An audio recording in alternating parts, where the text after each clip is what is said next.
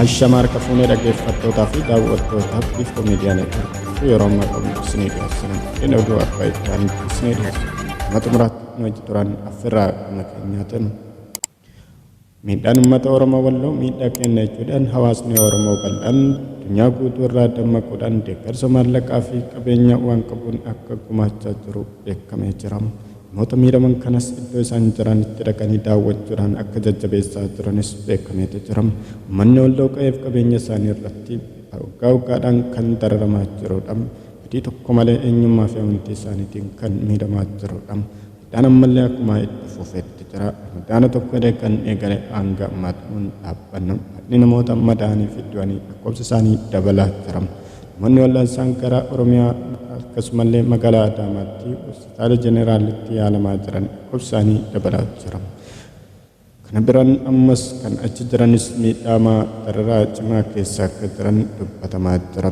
Kanaaf uummanni Oromoo baha kaabaa akkasumallee kibbaan baadiyyaa osoo hin jennam dammaqee xiqqaa guddaan deeggarsa hawaasa Oromoo Walloof taasisuu qaban akkasuma bira dhaabbachuudhaan tumsa barbaachisaa akka godhu hayyoonnii fi abbootiin amantaas akkasumallee aktiivistoonni Oromoos dubbatanii jiran.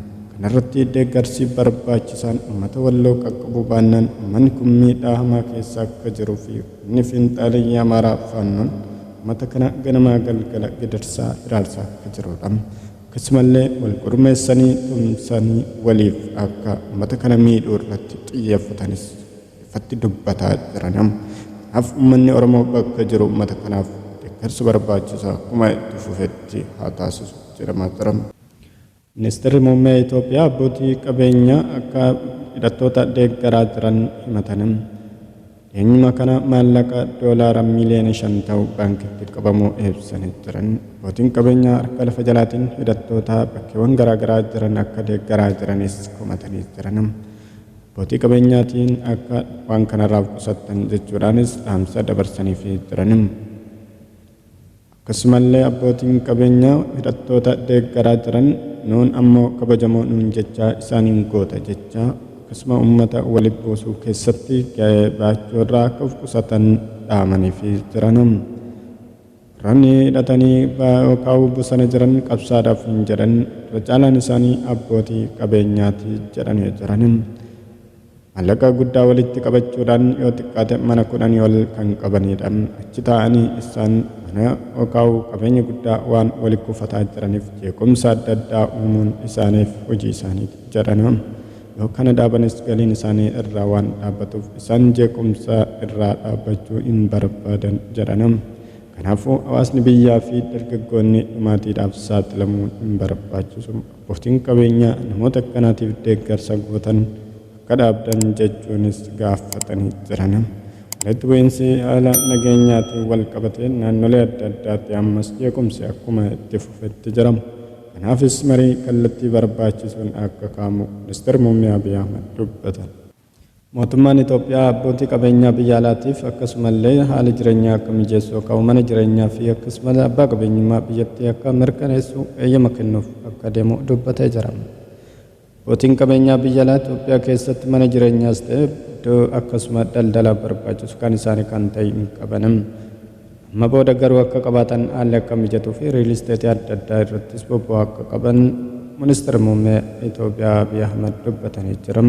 Seera haaraa kana ifoomsuufis kan yaalaa jiranii fi yookaan seera kana baasuu irratti kan marii bakka bu'oota uummataa isaaniif dhiyeessanii sagalee guutuudhaan akka mirkanaa'u yoom akka ta'es hin beekamne yeroo waan kana yaadaa akka jiranis ifatti dubbatanii jiran. Magaalaa Finfinnee keessatti manneen amantaa garaagaraa fi akkasumallee waldaaleen kiristaanaa akkasumas sagaleen mana muuziqaa akkasumallee mana dhugaatii sagaleen adda addaa irra dorgaa jira kan jedhu jiraattonni magaalattii yaada komii dhiyeessaa jiran. Yaada komii kanarratti ministeerri muummee Abiy Ahmedis kan dubbatan kanuma. Wanti ta'uu qabu amma seera haaraa mijeessuudhaan bifa mariitiin seera kun akka hojiirra oolu akkasumallee mariin dhiyaatu qaba jedhan. Manneen dhugaatii fi akkasumallee iddoolee amantaa adda addaatti sagaleen akka malee dhagamaa jiru. Namoota guyyaa hojii isaaniitiin dadhabaa oolan galgala mana isaaniitti galanii boqochuu hin dandeenye jechuun dubbatanii jiran. sagaleen kun parsantiidhaan akka gadi bu'u marii geggeessuudhaan seera haarawaa akka baafnu walii galuu qabna jechuudhaan ministeera muummee Abiy Ahmad dubbatanii jiran. Jiraattonni kunniin nuti halkan irriba nagaa rafaa hin jirru sagalee adda addaatiin magaalattii keessatti jeequmsi guddaan uumamaa jira. Kanaanis namoonni miidhamaa jiran dhiphina sammuutii fi akkasumallee miidhama dhukkuba adda addaatiif saaxilamaa jiran jechuun dubbatan.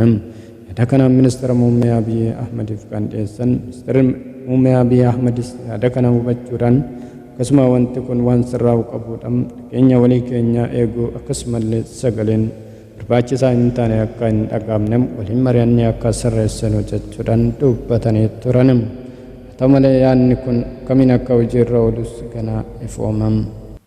Sarbama mirga namoomaa waggoota 5 keessatti raawwatame jira. Koomishiniin mirga namoomaa Itoophiyaa ifa godhan.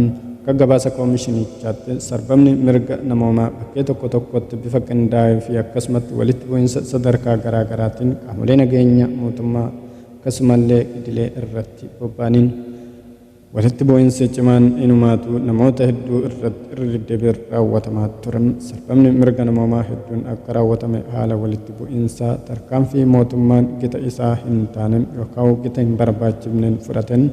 Akkasumallee sarbamoota kanneen raawwachuu keessatti milishoonni akkasumallee geggeessitoonni gandaa poolisii idilee fi humna addaa raayyaa ittisa biyyaa akkasuma poolisii mana sirreessaa fi akkasuma hirmaannaa qabaachuu isaanii walitti bu'iinsaa fi yookaan maatii namootaatiif sababa guddaa kan ta'an jechuudhaan koomishinichi ifoomsee jira. Akkanaan mootummaan Itoophiyaa waan jedhes hin qabu. Koomishiniin waan ifoomsa kanarratti qorannoo yeroo dheeraa kan geggeesse akka ta'es dubbateera. Oduu biyya alaatti ceenamu barreessaa olaanaan dhaabbata biyyoota gamtoomanii Antooniyoo Guuteres Ulaa-Raafaatti argamu waraana akka dhaabbatu gaafatanii jiran.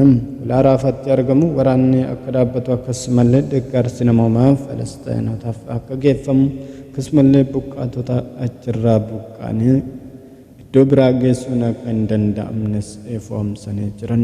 Haa ta'u malee deeggarsi hin godhamin lammiileen nagaa yeroo gabaabaa keessatti akka miidhaan guddaan isaan mudatu yaaddoo qaban ibsanii jiran. Pirezidaantiin Raashiyaa Vilaadimiir Puutiin marsaa 5ffaaf mo'achuun hanga bara 2030tti aangoorra akka turan mirkaneeffataniiru. Filannoo mo'achuun wal qabate haasaa taasisaniin filannicha mo'achuu isaanii Raashiyaan biyya cimtuu fi jaalatamtuu akkasuma biyya badhaatu taasisa jedhan. Filannoo alanaa kana sagalee dhibbeentaa 87 sagalee dhibbeentaa 87 argachuun mo'atanii isa darbe irratti sagalee harkaa 76.7 argachuun injifatanii turan. Puutiin filannicha irratti mormituun cimaan isaan mudate hin jiru. Pirezidaanti Puutiin siyaasa filannoo miidiyaa hawaasaa irratti akka dhiibbaa godhaa turanis ni beekama.